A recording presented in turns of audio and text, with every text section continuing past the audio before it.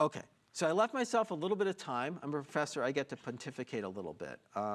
So one of the things about MapReduce that I found really dramatic and is that it didn't do anything that hadn't been done before. Everything that MapReduce does has been done better by previous systems prior to MapReduce. However, what MapReduce did is it made the common case of parallel programming for these data parallel programs super simple.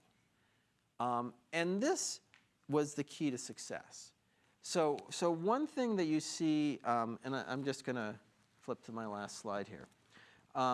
There are two things. So there are two papers that I would encourage you to read if you have time, both because they help you improve your understanding of MapReduce for this class, but also because they're really fun to read. The paper at the bottom here is the original MapReduce paper. And I will admit as an academic that a lot of academic papers that describe prototype systems are super hard to read and really technical. This is really a pleasure to read. Like the people that wrote the system also were really good writers.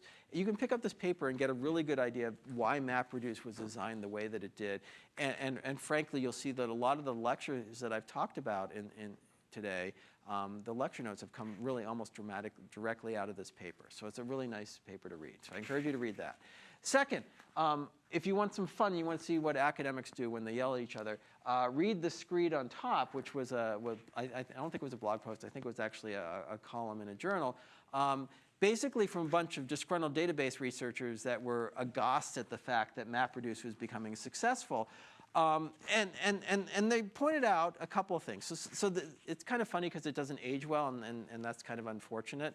I mean, the people that wrote it, one of them, I think, was a Turing Award winner. So it's not like these were yahoos writing it.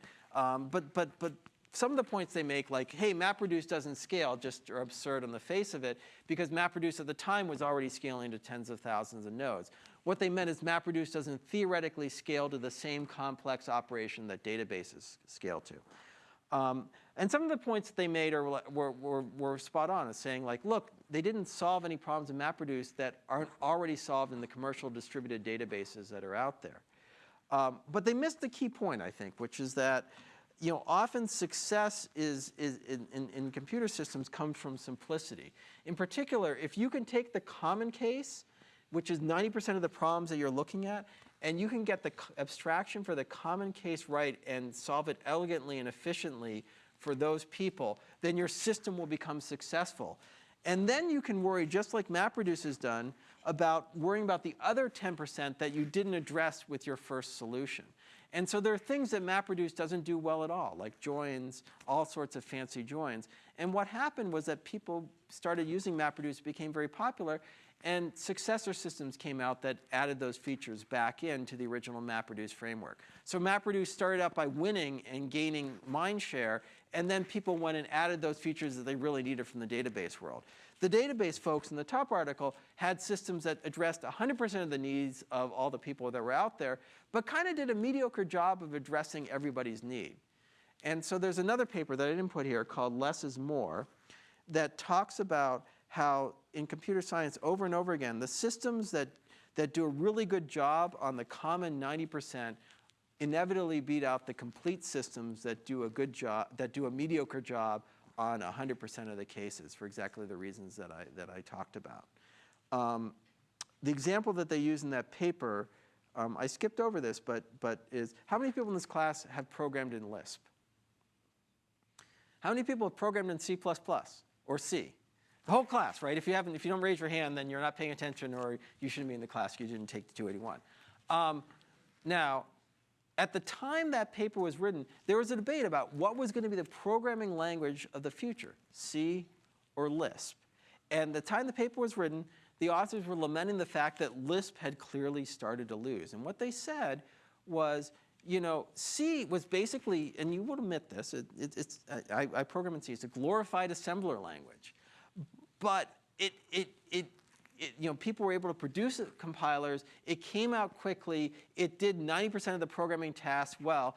Whereas Lisp was struggling with things like MapReduce and functional programming. The compilers kind of worked, kind of didn't. And programmers couldn't wrap their mind about all the beautiful abstractions that were out there. So basically what happened is C won. And then people gradually added the features like MapReduce and other things that were, STL, C++, object-oriented programming, back into C after it won, and Lisp had been left by the wayside. So if in your careers you're thinking about, should I do something that is 100%, that addresses everybody's problem, or should I do something that addresses the common 90%? The answer, at least in systems, is always pick the solution that does the 90% well. OK, so that was my pontificating.